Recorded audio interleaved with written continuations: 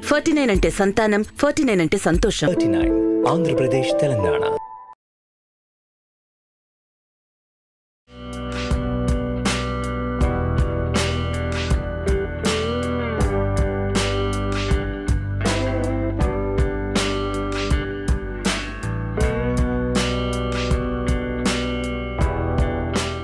నమస్తే నమ్మగారు, రండి రండి. ప్రిపరేషన్ అయిపోయిందా? నమస్తే జయ. మీనాతో ఏదో సీరియస్ గా ప్రిపేర్ చేయించేస్తున్నారు. అంత పెద్దదేం లేదు, చాలా సింపుల్. సింపులేనా? సుమన్ టీవీ ప్రేక్షకులందరికీ దీపావళి శుభాకాంక్షలు. రమ్మగారు, దీపావళి శుభాకాంక్షలు. రమ్మగారు, నువ్వు చెప్పావు కదా, మనం వాళ్ళకే చెప్తాను, నీకు చెప్పండి. నాకు చెప్పడం కానీ నేను మీకు చెప్తాను రమ్మగారు. నువ్వు చెప్పినప్పుడు నువ్వు ఇందాక వాళ్ళకే చెప్పావు, ఇప్పుడు నేను కూడా వాళ్ళకే చెప్పాను. సో మళ్ళీ రీటేక్ తీసుకున్న పోనీ అవసరం లేదా? అక్కర్లేదు, అయితే స్పెషల్ గా చెప్పుకో. ఓకే రమ్మగారు, దీపావళి శుభాకాంక్షలు అండి మీకు. థ్యాంక్ యూ జయ, నీకు కూడా దీపావళి శుభాకాంక్షలు. సింపుల్ ఈజీ స్వీట్ చేద్దాం. అసలు సహజంగా ఏం చేసుకుంటామండి దీపావళి అప్పుడు? మైసూర్ పాకులు ఎక్కువ చేసుకుంటారు. ఓకే. బర్ఫీలు రకరకాలు, చాలా రకాలు. బర్ఫీలు అంటే ఎలా అంటే కేక్ లాగా, డ్రై ఫ్రూట్స్ తోటి, తర్వాత ఏమో శనగపిండి తోటి, పెసరపిండి తోటి, బూందీ లడ్డు బూందీ లడ్డు చేసుకుంటాం, బెల్లపు లడ్డులు చేస్తాం. బూందీ లడ్డు శనగపిండి బేసిక్ గా వాడతాం మనం. అంటే లక్ష్మీదేవికి ఇష్టం అని అంటారా?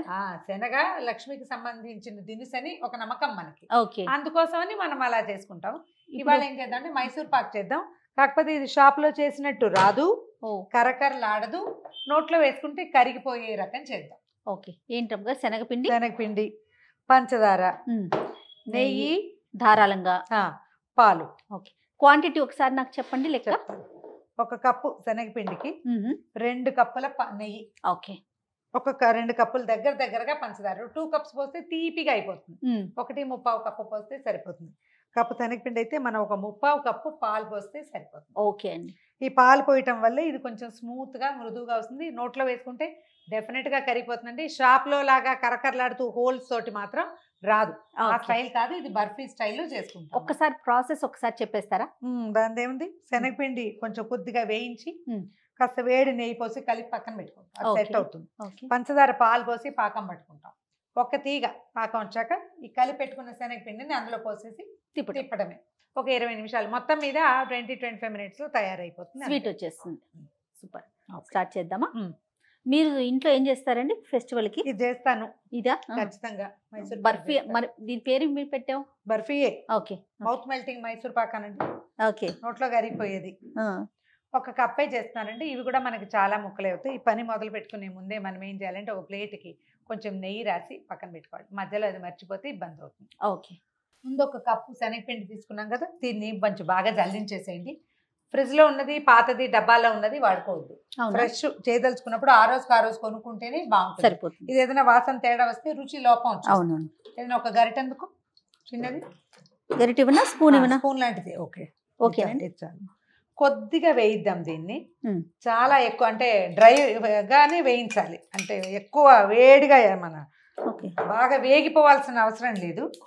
కొంచెం అలాగా ఇది డ్రైగా అవ్వాలన్నమాట. మనం కొంచెం వేడి చేసుకుంటున్నాం, కొంచెం వేడి నెయ్యి కావాలి. ఆ వేడి చాలా ఆపేద్దాము. దీన్ని ఏం చేద్దామంటే స్టవ్ వెలిగించి డ్రై మూకుడులోనే ఒక 2 నిమిషాల పాటు వేయించండి. ఇది పొడిగా అయితే బాగా వస్తుంది అన్నమాట. జస్ట్ అంటే ఇది ఎర్రబడాలి, మంచి గుమగుమలాడే వాసన రావాలి, ఆ గోల ఏం లేదు. జస్ట్ అలాగా వేయించాలంతే. రమ్మగారు, పండగ రోజు చేసుకుంటారా మీరు? ఒక రోజు ముందే చేస్తాను చెయ్య.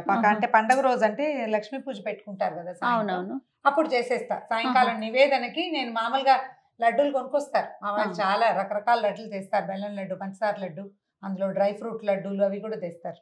నేనేం చేస్తానంటే ఇంట్లో నివేదన కోసం తప్పకుండా కొంచెం చిన్న గ్లాసు 10-15 ముక్కలు అయ్యేలాగా అప్పటికప్పుడు చేసేస్తాను.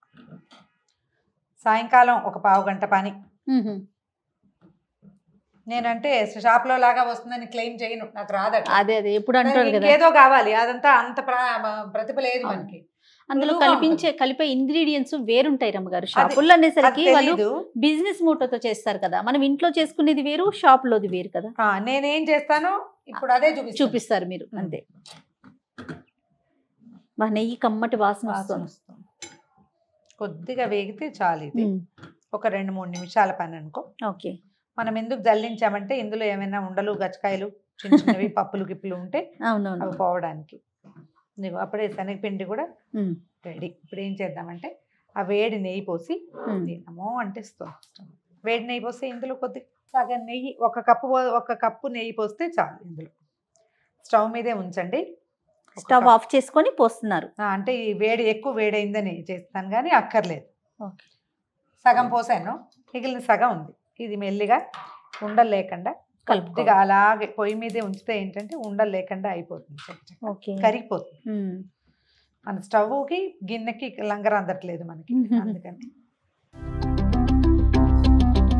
ఇది మనం పక్కన వదిలేస్తే మనం మిగిలిన పని అయ్యే లోపల ఇది రెడీ సెటిల్ అవుతుంది. నెయ్యి తీసి పక్కన పెట్టుకుందాము. దీన్ని ఒక వెడల్పాటి పాత్ర తీసుకుని మనం ఏ పాత్రలో మైసూర్ పాక్ చేయదలుచుకుంటున్నామో అది పెట్టేసుకోండి. మందపాటిది ఏదైనా ఇత్తడిది వెడల్పాటిది, కొంచెం అడుగు మందం ఎక్కువ ఉండేది పెట్టుకుంటే సరిపోతుంది. దీంట్లో కొలత ప్రకారం ఒక కప్పు శనగపిండి వేసాం కదా, 1.35 కప్పు పంచదార వేస్తున్నాను. ఓకే అండి. 2 కప్పులు వేసుకోవచ్చు, 2 కప్పులు అయితే ఎక్కువ తీపి ఉంటుంది, మీదే చాయిస్. కావాలంటే 2 కప్స్ వేసుకోవచ్చు, లేకపోతే కొంచెం తగ్గిస్తే. దీంట్లో ఒక 3/4 కప్పు పాలు పోసాను అంతే. పాల వల్ల తీగపాకం అన్నారా? తీగపాకం, ఒక తీగపాకం రప్పిస్తే సరిపోతుంది. పాలతో ఏంటమ్మ గారు? పాల వల్ల ఇది మృదువుగా వస్తుంది. అది ఆ స్మూత్నెస్ రావడానికి కారణం ఏంటంటే ఏది కావాలి, ఇది కొంచెం తేలిక. పాలల్లో పంచదార కరగబెట్టేసి. నేను యాక్చువల్గా చూస్తే దాన్ని నాకు ఏమనుకున్నానంటే మైసూర్ పాక్ అనుకోలేదండి, కొబ్బరి బర్ఫీ చేసుకొచ్చారనుకున్నాను. మైసూర్ పాక్ అంటే జనరల్ గా మనకి ఇలా హోల్స్ గా ఉండి కరకరలాడుతూ వస్తుంది. దాంతో ఎల్లో కలర్ కనిపిస్తుంది రమ్మగారు. మనం బయట చూసే మైసూర్ పాకు ఈ ఎల్లోలో కనిపిస్తుంది ఇంచుమించుగా, కానీ మనం ఇంట్లో కలర్స్ అవి వెయ్యం కదా, రాదు. జస్ట్ పంచదార కరిగితే సరిపోతుంది. కరిగి మనకి ఇట్లా అలా రావాలి, వస్తే సరిపోతుంది. ఇది ఓకేనండి, సెట్ అయిపోతుంది. దాన్ని వదిలేయటమే ఏం కాదు, దాని దారిని అది ఉంటుంది. రమ్మగారు ఏంటండి ఇది వచ్చేసింది చూడు, పాకం వచ్చిందా చూడు, తీగ వస్తుంది చూడు, ఒక తీగ, అదే ఒక తీగ చాలు. ఓకే, కనపడుతుందా? కెమెరాకి చూపించండి. పాకం వచ్చేసింది కదా, ఇప్పుడు ఏం చేద్దాం, స్పూన్ తీసేనా? అలాగా దీన్ని ఎత్తి దీంట్లో పోసేద్దాం.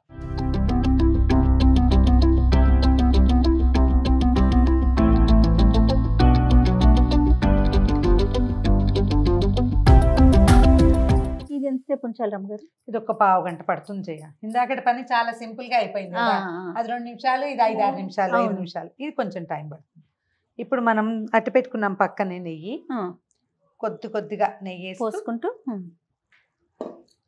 ఇంకొంచెం రానిచ్చాక వేస్తే అడుగంటకుండా ఉంటుంది. చక్కచక్క హీట్ బయటకు వెళ్ళిపోతుంది కదా, స్పీడ్ గా అయిపోతుంది అనమాట. కదపకుండా ఉంచామనుకో, చెయ్యి వదిలేస్తే స్లోగా ఉంటుంది పని. ప్లస్ మధ్యలో మనం నెయ్యి పోసుకుంటూ ఉంటే సరిపోతుంది. ఉంటే బుడగలు వస్తాయి, మనకు కనపడుతుంది. కొంచెం చూడు, ఇంకాస్త వస్తే అప్పుడు మనకి నెయ్యి పోయంగానే ఇందులో కనపడుతున్న వ్యవహారం ఏంటో తెలుస్తూ ఉంటుంది. రమ్మగారి దగ్గరకు వచ్చేసిందండి, వచ్చేసింది. ఇది ఇంకొంచెం నాన్ స్టిక్ గా అయ్యే వరకు చూసుకోవాలి. ఇట్లా తెరగా వస్తుంది చూసావా? అవునండి, ఇప్పుడు వచ్చేసినట్టు. ఆరిపోతే చక్కగా వచ్చేస్తుంది.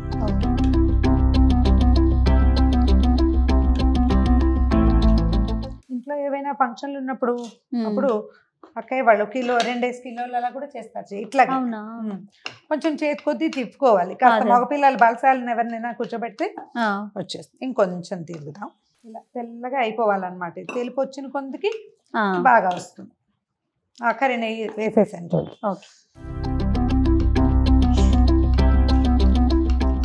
చెయ్యి విడవకూడదండి, సిమ్లోనే ఉండాలి స్టవ్. కొంచెం మధ్యలో మొదట్లో అంటే ఎక్కువ పలచగా ఉన్నప్పుడు మీడియంలో ఉంచినా కూడా దగ్గర పడుతుంటే సిమ్లో పెట్టేసేయండి. ఇంక చాలే చేయండి. అయిపోయిందండి, దగ్గరకు వచ్చేసింది. సాయంకాలం పూట నేను ఇంత కూడా చేయను, చిన్న గ్లాస్ చేస్తా. పండగ పనులు చాలా ఉంటాయి కదా, పండగ రోజు పండగ కోసం నైవేద్యం కోసం. అదేలేండి, కొంచెం పండగ పనులు చాలా ఉంటాయి కదా, చాలా.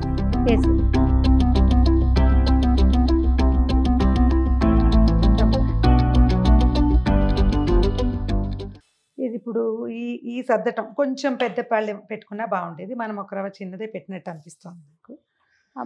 చూడు, మొదట ఇంత ఎత్తున వచ్చిందా? అవును, మెల్లిగా సర్దుకుంది చూడు. ఆరిపోతే ఇదంతా సర్దేస్తుంది, ఆరిపోతుంది క్షణంలో అయిపోతుంది రమ్మగారు.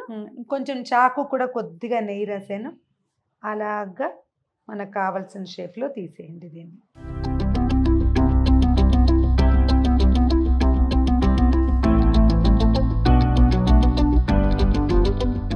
మనము ఇవి స్క్వేర్ టైప్ లో ఉండే పళ్ళెలు లాంటివి కొనుక్కుంటే గనక ఆ టైప్ లో బాగుంటుంది. అంత ఒకటే ఈవెన్ గా ఒకే సైజ్ లో వస్తాయి అన్నమాట. అప్పుడు నేను రౌండ్ ప్లేట్ లో కదా వేసాను. అవునండి.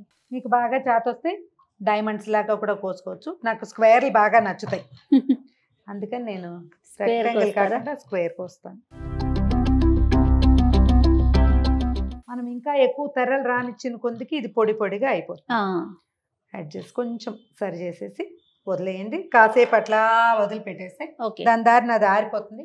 చల్లారాక మనం పళ్ళేను వెనక వెనక్కి తిప్పేస్తే ఏ ముక్క ముక్క విడివిడిగా వచ్చేస్తాయి.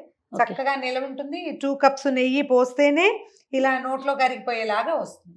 కొంచెంసేపు వెయిట్ చేద్దామా? మరి వెయిట్ చేద్దాం. ఇది వచ్చేదాకా మనం వేరే పని చేసుకుందాం. రమ్మగారు అయిపోయినట్లుంది. చల్లారిపోయింది చూడు.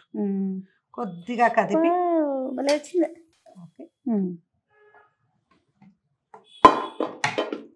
అంతే, ముక్కలు ముక్కలు